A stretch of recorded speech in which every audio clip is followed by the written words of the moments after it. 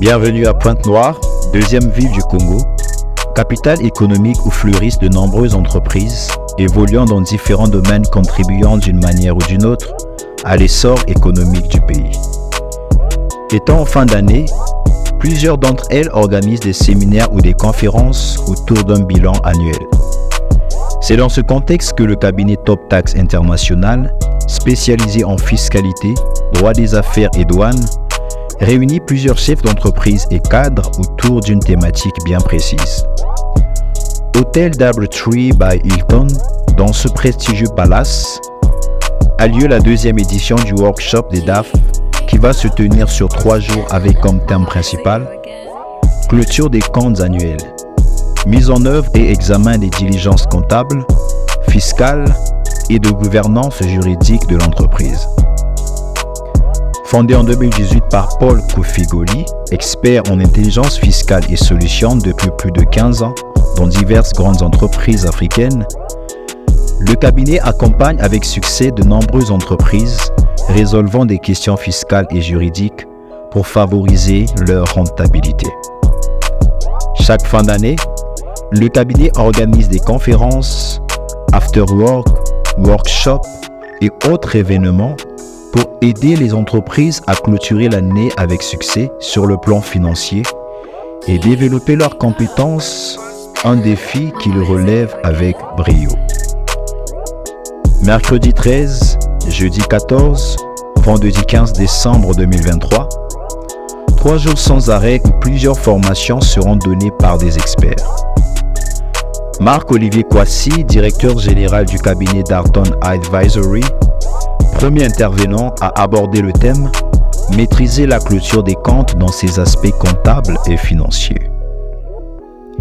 Paul Kofigoli, deuxième intervenant du workshop, a pris la parole sur le pilotage et la maîtrise des aspects fiscaux de la clôture des comptes et des diligences fiscales associées. Enfin, le troisième jour, 2 intervenants ont clôturé l'événement de manière grandiose.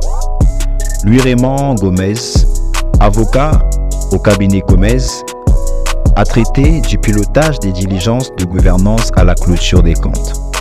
Ensuite, l'art de programmer la croissance et accélérer la performance a été présenté par Jean-Aimé Jobs, directeur général du cabinet HEC. Tous ces moments ont été célébrés lors d'un dîner en l'honneur des directeurs administratifs et financiers, ainsi que des directeurs et cadres ayant participé à ce workshop. Le conseil autrement, penser solution, agir solution, représente la vision claire qui guide le cabinet Top Tax International depuis plus de 5 ans et installé dans 5 pays aujourd'hui, adoptant une approche à la fois pratique et optimale lors de l'accompagnement de ses clients. Quelques jours plus tard, nous nous sommes rendus dans les locaux du cabinet Top Tax International où nous avons eu l'honneur d'échanger avec Paul Kofigoli autour de la 2e édition du workshop des DAF et de nous projeter pour la 3e édition en 2024. Bienvenue Kofi, bonjour. Bonjour Emmanuel. Après combien de temps je te retrouve encore sur mon plateau? Disons pratiquement 5 ans. 5 ans, oui. Et parce que notre première rencontre date de, je crois, mai 2019. On va le dire par là. On venait d'assister à ce reportage, ce très beau reportage, 3 jours d'affilée, sans interruption, d'activité.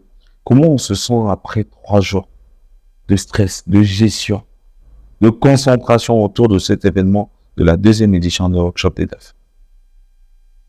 D'abord, je tenais à te dire merci pour l'opportunité que tu nous donnes à chaque fois de parler de nous, de parler de nos activités.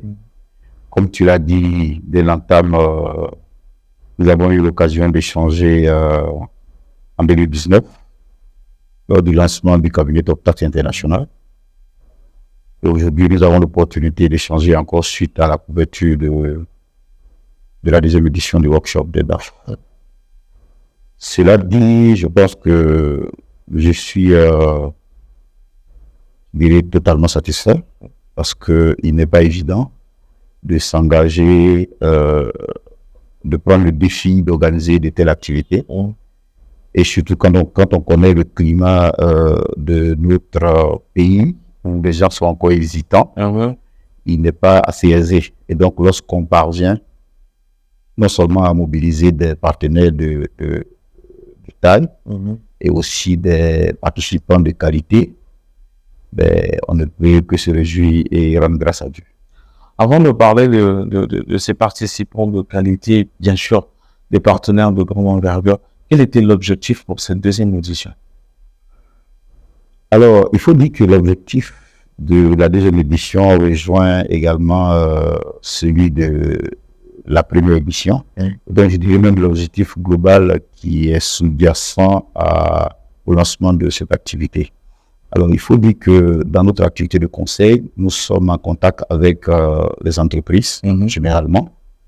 Et dans ces entreprises, nous avons des points focaux, des personnes qui sont nos interlocuteurs immédiats, qui sont généralement des fiscalistes, des financiers et autres. Et donc, dans ces interactions, nous parvenons à identifier certains besoins, certaines réalités, et qui ne doivent pas rester mortes. Il faut pouvoir les traiter sous plusieurs formes.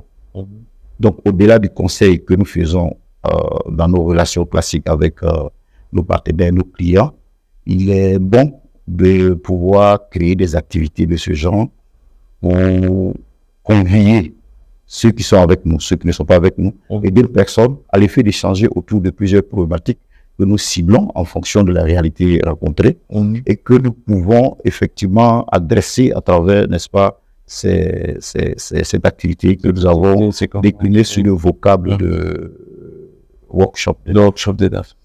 Et le workshop de DAF, c'est le vocable que nous avons choisi, mais l'activité n'est pas exclusivement destinée au DAF. OK.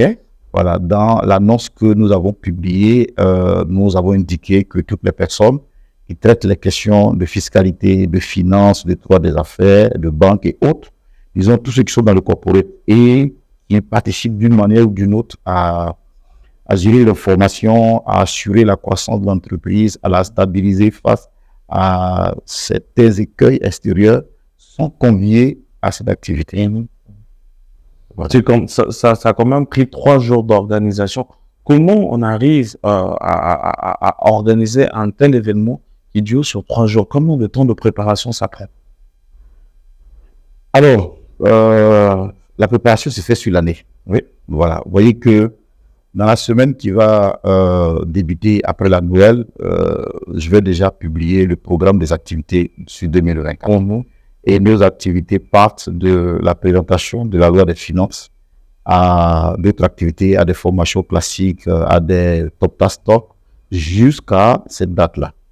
Et donc, nos équipes, déjà à partir du mois de janvier, vont s'atteler à penser le contenu de l'activité, voilà, à toucher des gens, à proposer l'activité à des partenaires et ainsi de suite, jusqu'à ce que en décembre, nous puissions l'organiser de manière pragmatique.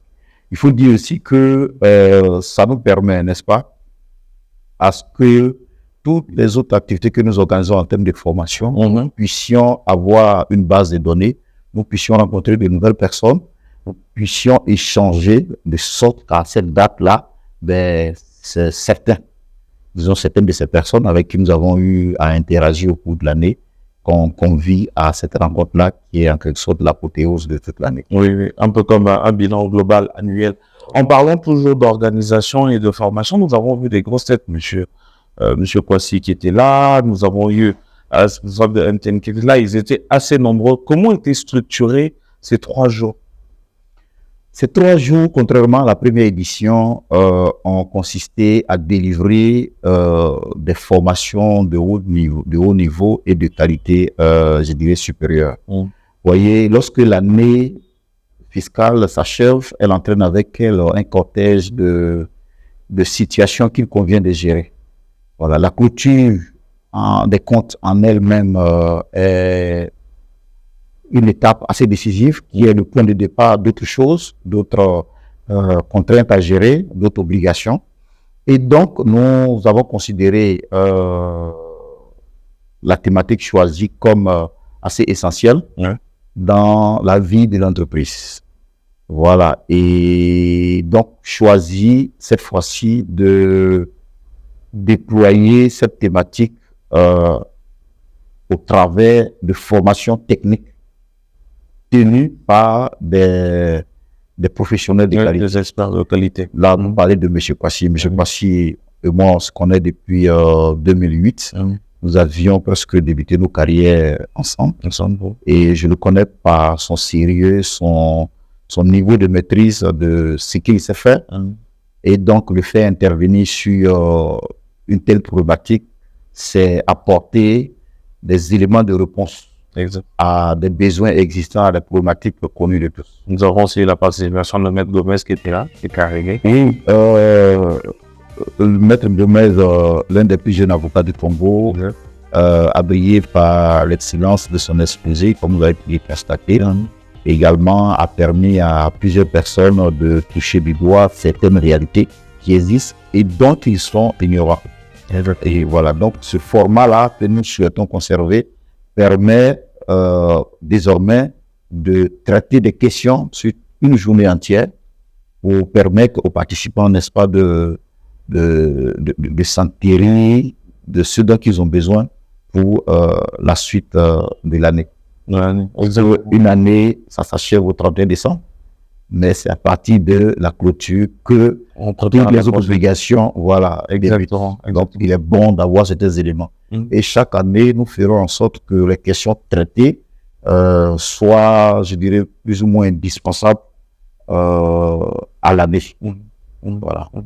En parlant toujours d'organisation, sans vos partenaires, on va citer notre partenaire de tous les jours, MTN Business, avec qui vous avez co-organisé ou encore organisé cet événement.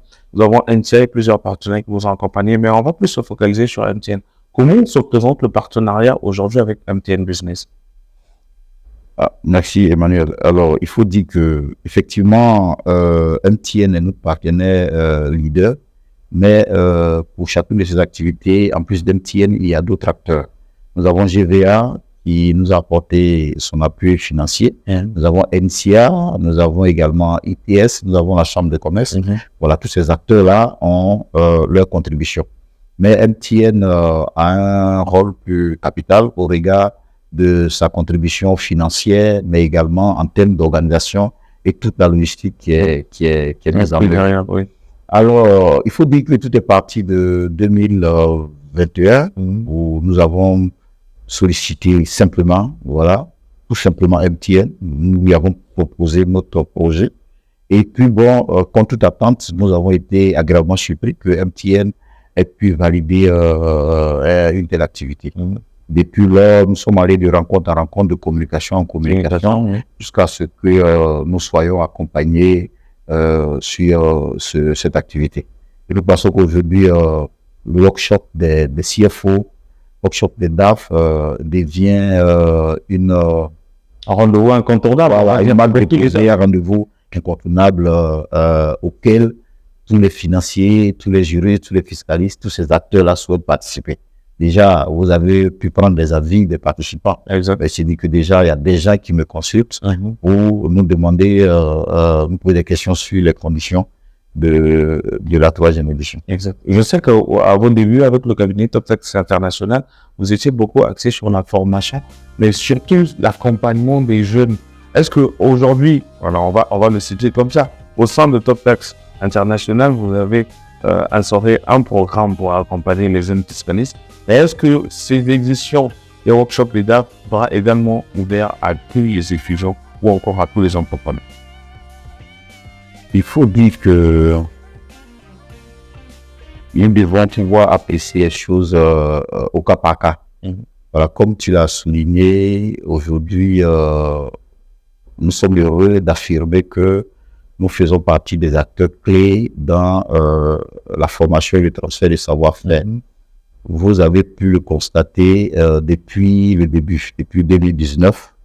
L'un des points sur lesquels nous mettons l'accent, c'est la formation. Exact. Et former, transmettre le savoir-faire, c'est une activité qui me tient à cœur.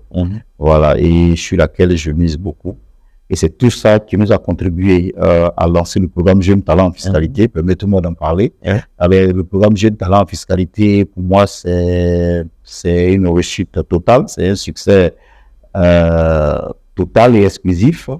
Parce que nous avons pris le pari, il y a 15 mois, de lancer un tel programme, recruter des jeunes diplômés, leur donner le savoir-faire professionnel, les accompagner dans l'apprentissage et puis les aider à l'insertion professionnelle. Aujourd'hui, je suis heureux de vous annoncer que tous les jeunes, les 9, sont tous partis, ont eu chacun un point de chute. Les 2 derniers sont respectivement chez Puma et Esselog. Il y a 2 qui sont chez Crédit du Congo. Il y a une qui est chez Bourbon.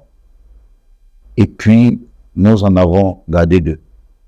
Voilà. Et je remercie à travers ton micro tous ces acteurs économiques, toutes ces entreprises qui ont pu, n'est-ce pas, nous accompagner en recrutant ces jeunes. C'était le défi. Et recruter, aider, transmettre des savoir-faire, Accompagner. voilà, et puis ensuite insérer. Exactement. Et je lance également l'appel à toutes les parties qui sont intéressées que TopTax c'est aujourd'hui une sorte d'usine, un laboratoire qui permet, n'est-ce pas, de préparer les jeunes afin de permettre à tout demandeur d'avoir la ressource et qualité dans le domaine de la fiscalité. Alors, s'agissant de leur participation au workshop des DAF, il faut dire que l'activité au workshop des DAF est purement professionnelle et technique. Et donc, elle est plus recommandée pour les professionnels et praticiens de certains niveaux et non aux débutants. Voilà, nous faisons plusieurs sortes d'activités, des workshops.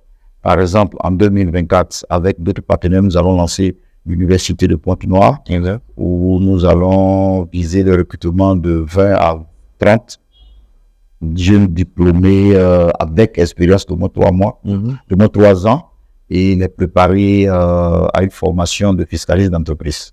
Voilà, ça sera un programme qui aura un volume de 50 à 60 heures, qui va balayer toute la fiscalité et qui permettra aux gens d'être renforcés et de les rendre prêts également à l'emploi. Voilà, ces programmes-là sont plus ouverts aux jeunes diplômés et à ceux qui débutent. Mais pour le work des CFO, voilà, nous avons besoin de professionnels aguerris. Parce que les questions que nous traitons sont de certains niveaux. Voilà, et il faut des gens qui sont déjà confrontés à ce genre de réalité pour de se retrouver.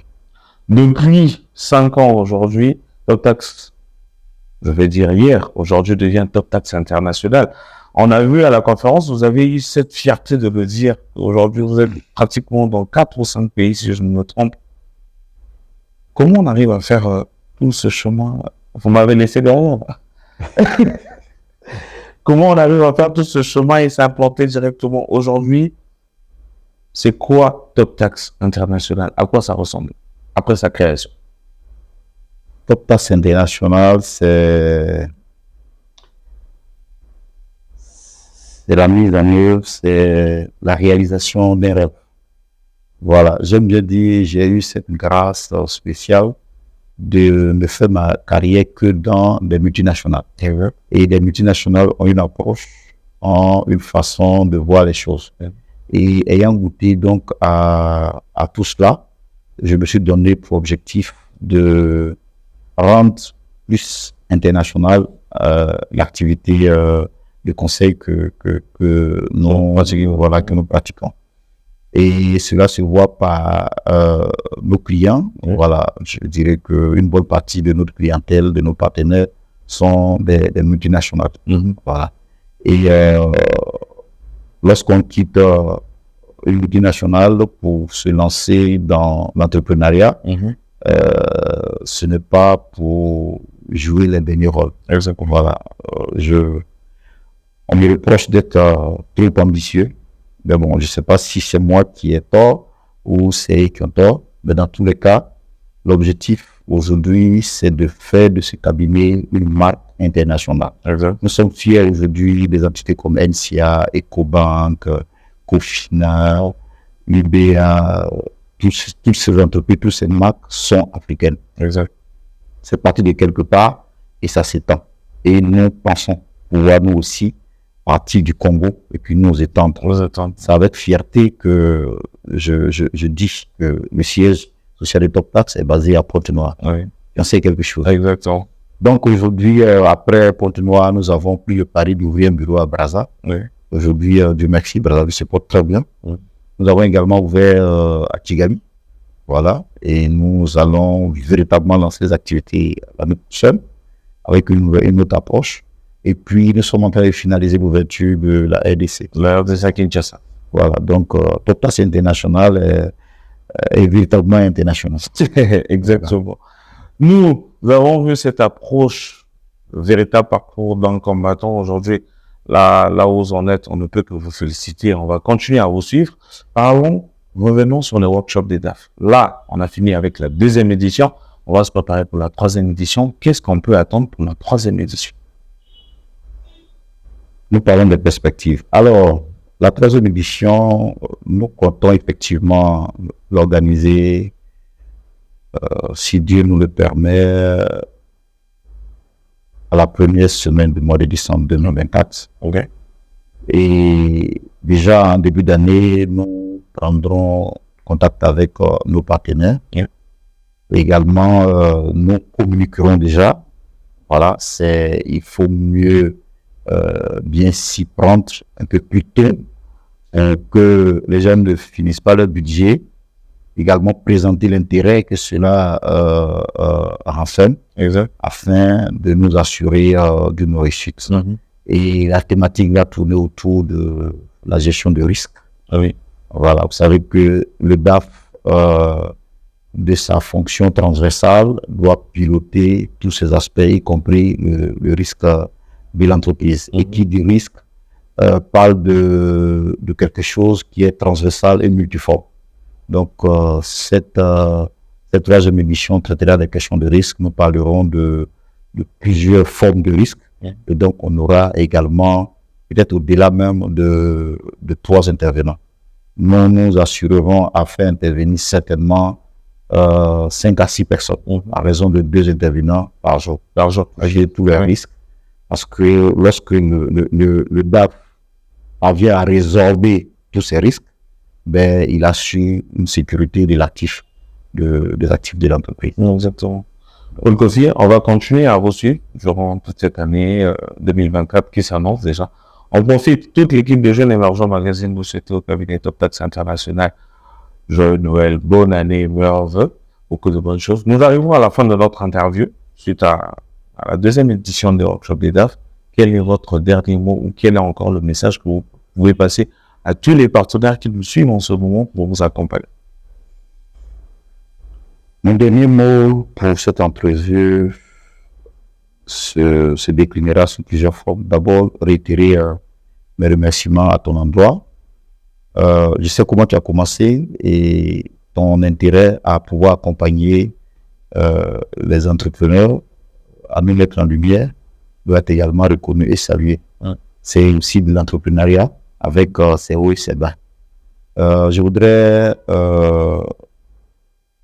dire à toute la communauté que Toptax aujourd'hui est un acteur essentiel et veut jouer son rôle dans la marche ascendante de l'économie congolaise et africaine. Aujourd'hui, l'Afrique, l'économie africaine est en train d'être portée par des acteurs africains. Et je lance cet appel-là à tous ces acteurs-là de faire confiance aux compétences locales. Exact. Les compétences locales ont de la matière et elles veulent également jouer leur rôle dans l'émergence de l'Afrique. Okay. Et Topcast est fier de pouvoir y contribuer à sa façon, à travers le conseil classique, à travers également la formation, sur laquelle nous mettons un point d'honneur. Et merci, et puis on se dit à très bientôt en décembre 2024. Merci beaucoup. Merci Emmanuel.